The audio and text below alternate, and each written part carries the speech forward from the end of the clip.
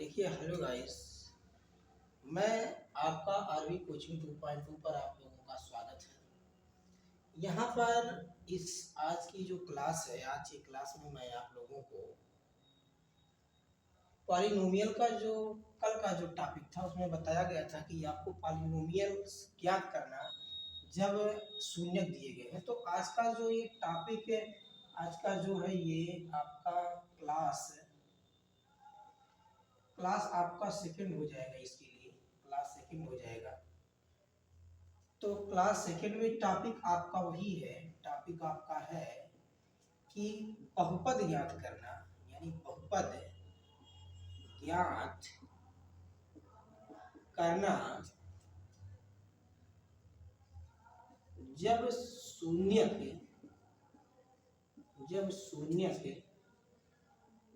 ज्ञात हो। ठीक है ना? यानी कि जब बहुपद आपको ज्ञात करना है कि जब शून्य क्या हो, बहुपद ज्ञात करना जब शून्य क्या हो, ज्ञात हो। यानी कि शून्य जब ज्ञात होंगे तो उस स्थिति में आप बहुपद कैसे ज्ञात करोगे, ये चीज आपको जो है पिछली क्लास में भी आपको बताया जा चुका था कि अगर शून्य ज्ञात है तो उसकी सहायता से हम जो है बहुपद है किस प्रकार से ज्ञात कर सकते हैं। तो मैंने आपको एक फार्मूला बताया था पिछली वाली क्लास में कि उसका जो सूत्र आपका है कि x square minus alpha plus beta into x plus alpha into beta. यानी कि ये आपका है x square minus alpha plus beta into x plus alpha into beta. तो यहाँ से आपका हो गया, मान लीजिए आपका जो शून्य यानी कि जो शून्य दिए गए हैं, शून्य के जो आपको दिए गए हैं, शून्य आपको मान लीजिए आपका दिया गया है माइनस का 2 और 3 दिया गया है, माइनस का 2 और 3 दिया गया है। तो उस समय आपको क्या फाइंड करना है, पॉलिनोमियल फाइंड करना है। तो इसमें जो पहला दिया गया है शून्य का आपका दिया गया है -2 और 3, तो इसमें एक को अल्फा मान लेते हैं और दूसरे को बीटा मान लेते हैं। तो पहले को अल्फा दूसरे को बीटा मान लिया गया। तो अल्फा और बीटा का वैल्यू आप इस सूत्र में उठा के रख दीजिए।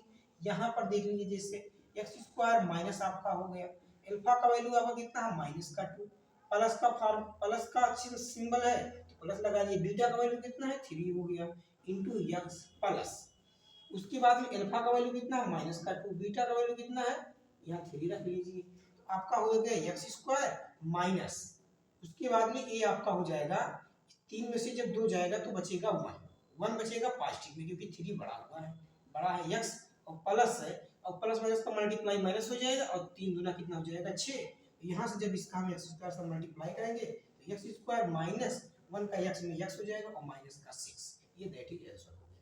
यानी कि इस प्रकार से आप जो है शून्य बहुपद अगर आपको ज्ञात है तो आप क्या कर सकते हैं, शून्य अगर ज्ञात है सॉरी, तो बहुपद आप ज्ञात कर सकते हो। और शून्य का आपको इस पेयर के रूप में दिया जाएगा, एक जो है अल्फा मतलब पहला अल्फा होगा और दूसरा बीटा होगा। इसकी सहायता से यानी कि पहला अल्फा और दूसरा बीटा, तो अल्फा की जगह पे आपको अल्फा रखना है और बीटा की जगह पे बीटा रखना है। तो इस प्रकार से आप क्या कर सकते हैं, पॉलिनोमियल फाइंड कर सकते हैं, पॉलिनोमियल ज्ञात कर सकते हैं अगर शून्य का आपको दिया गया है तो।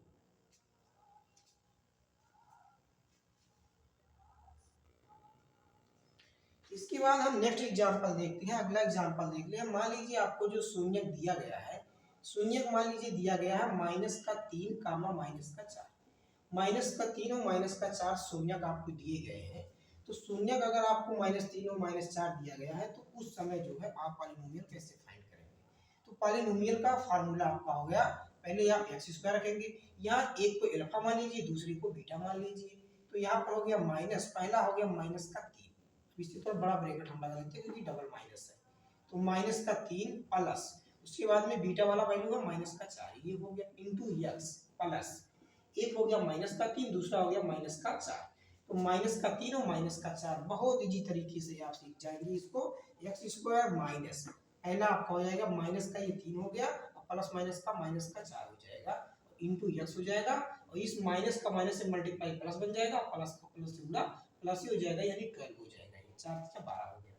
तो ये हो गया एक्स स्क्वायर माइनस, अब इसे जब जोड़ेंगे तो माइनस का हो जाएगा 7 इंटू एक्स प्लस का कितना हो गया 12, फिर एक स्टेप में मल्टीप्लाई करा देंगे, एक्स स्क्वायर माइनस का माइनस से प्लस हो गया 7x और प्लस का कितना हो जाएगा 12, दैट इज आंसर। तो इस प्रकार से आप जो है पॉलिनोमियल फाइंड कर सकते हैं जब आपको शून्य क्या हो दिए गए। तो ये स्टेप हो गया आपका पॉलिनोमियल फाइंड करने का जब शून्य दिए गए हैं। इसके बाद में अगली टॉपिक जो आपको बताना चाह रहा हूँ, अगला टॉपिक हमारा ये होगा कि हमें ये बताना है कि उसमें जो है कि शून्य है ना, मतलब रिलेशन बताना, संबंध बताना है शून्य और जो है गुणांकों के बीच में संबंध किस प्रकार से बताया, मतलब उसको दिखाया जाता है संबंध कि एक जो शून्य होते यानी कि जो जीरोज होते हैं और जो कोफिशिएंट होता है यानी कि जो गुणांक होता है उनके बीच में संबंध कैसे दिखाते हैं, ये चीज आपको जो है दिखाया जाएगा। इसे राइट करिए।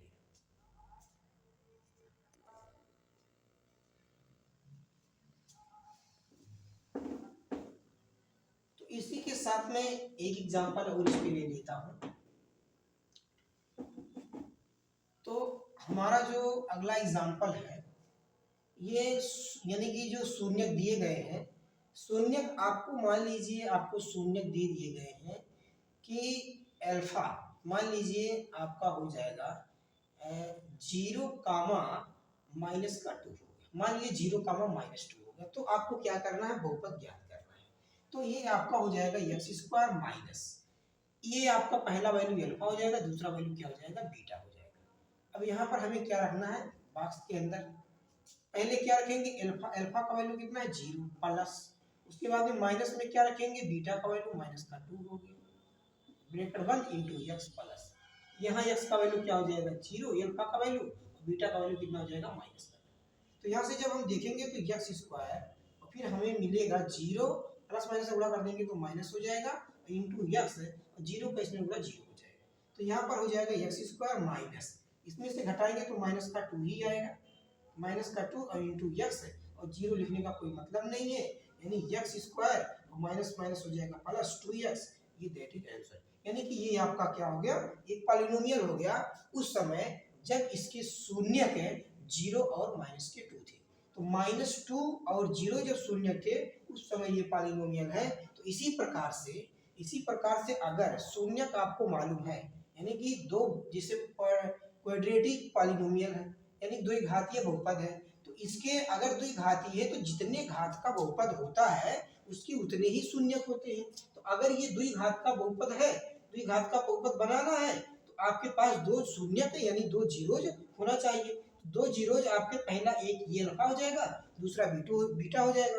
तो अल्फा और बीटा अगर दो शून्य का आपको मालूम है तो इस प्रकार से आप जो है इस फार्मूले की सहायता से, ये आपका एक स्टैंडर्ड फार्मूला है, इस फार्मूले की सहायता से आप जो है पॉलिनोमियल ज्ञात कर सकते हैं अगर उसके शून्य है अल्फा और बीटा जो है दिए हो।